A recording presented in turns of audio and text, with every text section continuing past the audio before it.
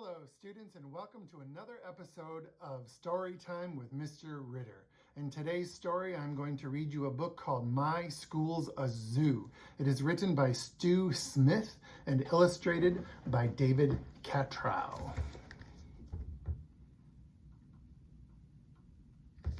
In the last episode of Storytime with Mr. Ritter, I read you a story about a zoo in room 22. This is another story about a zoo in a school.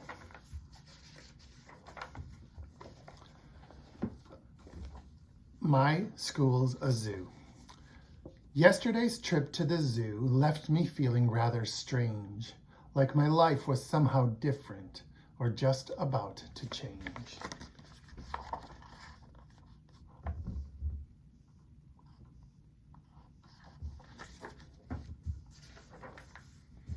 My parents didn't look the same. I watched them snort and drool. My sister ate my homework. I'm glad it's time for school.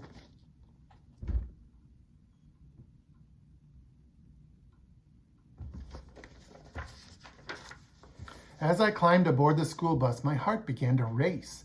The driver waved his hairy arms with banana on his face. Animals crammed in every seat. Where'd all the people go? There has to be an answer. I'll bet Miss Wright will know.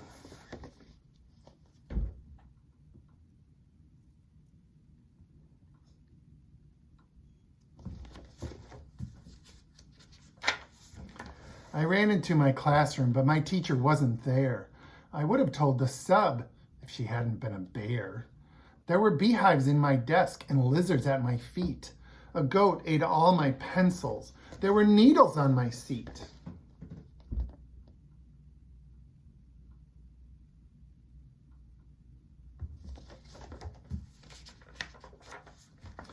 By the time I got to art class, there was nothing I could do.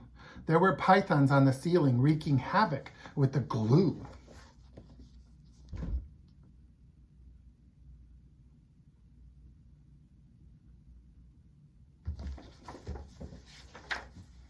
Computer lab was crazy. The mice were eating slugs. The computers didn't work on account of all the bugs.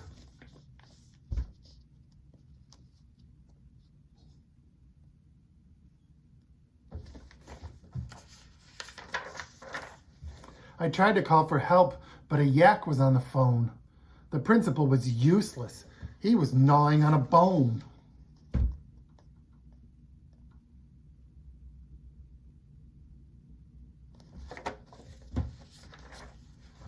The librarian caught me hiding and she threw me quite a look.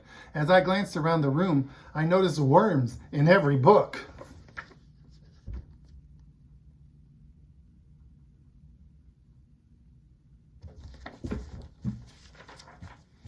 The lunchroom sure was crowded and the aides looked pretty mean. The lions and the wildebeest were causing quite a scene. The lobster in my lunchbox snapped its claws up in the air. A vulture watched me patiently so he could take his share.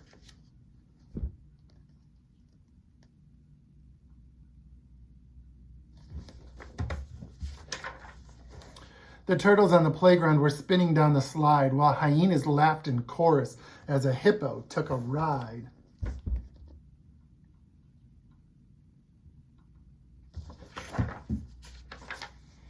Music class was noisy. A penguin led our band. The ostrich missed his cue and the monkey smashed his hand.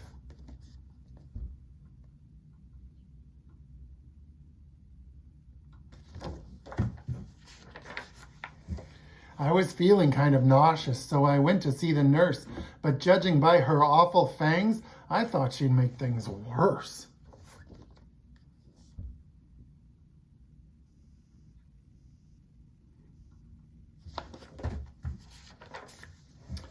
There was a starfish on my papers, and a beaver cleaned the boards.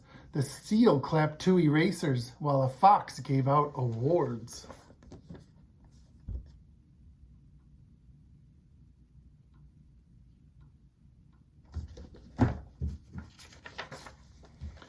The bus ride home was dreadful. The skunks made quite a stink. Did the zoo trip cause this mess? I closed my eyes to think. The next thing that I knew, the driver tapped my hand. Things seemed back to normal, with my sister eating sand.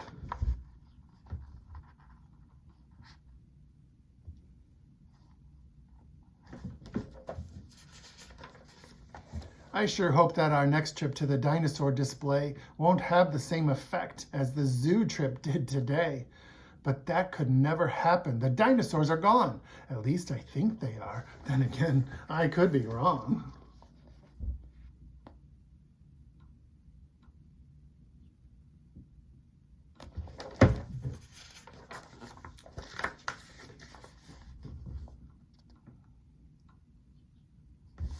The end. Have a great day, everybody. You can do this. Go for it.